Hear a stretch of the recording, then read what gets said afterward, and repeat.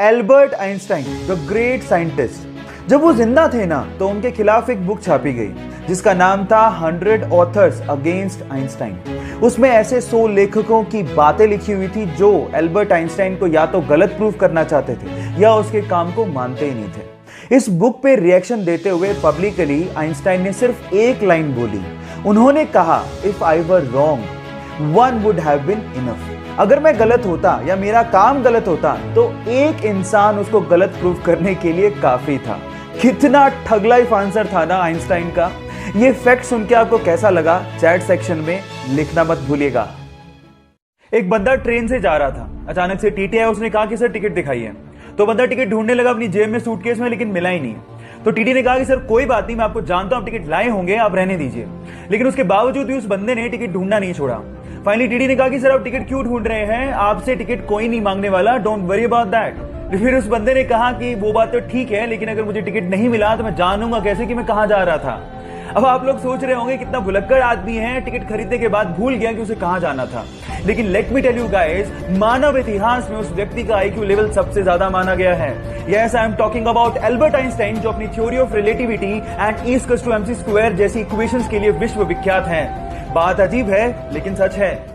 Guys, हम में से अधिकतर लोग एल्बर्ट आइंस्टाइन को सबसे ज्यादा बुद्धिमान मानते हैं और उन्हीं के आईक्यू लेवल से सबके आईक्यू लेवल का कंपैरिजन किया जाता है। लेकिन क्या आपको पता है कि एल्बर्ट आइंस्टाइन खुद किसको सबसे ज्यादा बुद्धिमान मानते थे?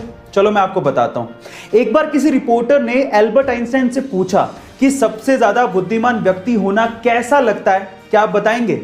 तो उसके ऊपर जो एल्बर्ट आइंस्टाइन ने जवाब दिया वो आप लोगों को सुनना चाहिए। उन्होंने कहा, मुझे नहीं पता, आई थिंक ये सवाल आपको निकोला टेस्ला से पूछना चाहिए।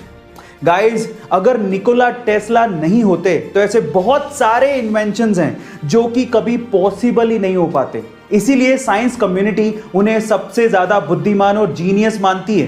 गाइज, आपका इसके बारे में क्या ख्याल है चैट सेक्शन में जरूर लिखेगा। 14 मार्च इतिहास का सबसे रहस्यमय डेट है। अब ऐसा क्यों?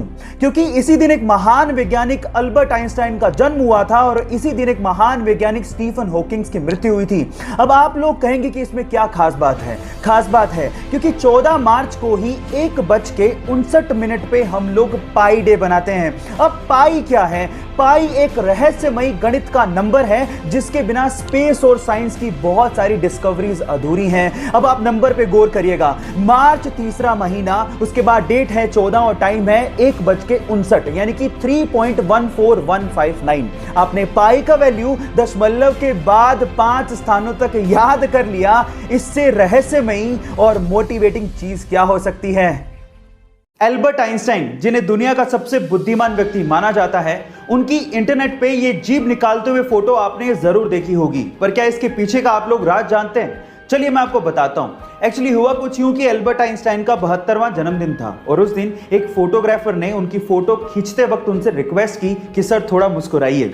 अब उस दिन एल्बर्ट आइंस्टाइन मुस्कुरा कर थक चुके थे और इसी वजह से उन्होंने इस तरह से मुंह खोल के जीभ बाहर निकाल दी। और आप लोग ये जान के हैरान रह जाएंगे कि आगे चलकर यही फोटो 80 लाख रुपए में बेची गई, जिसपे एल्बर्ट आइंस्टाइन का सिग्नेचर भी था। गाइस, ये इंटरेस्टिंग फैक्ट जान के आपको कैसा लगा चैट सेक्शन में जरूर लिखेगा। ऐसे अमेजिंग वीडियोस के लिए यूट्यूब पे हमारे चैनल को सब्सक्राइब कर लीजिएगा, वीडियो को शेयर करिएगा और लाइक करना मत भूलिएगा। मिलते अगली वीडियो में।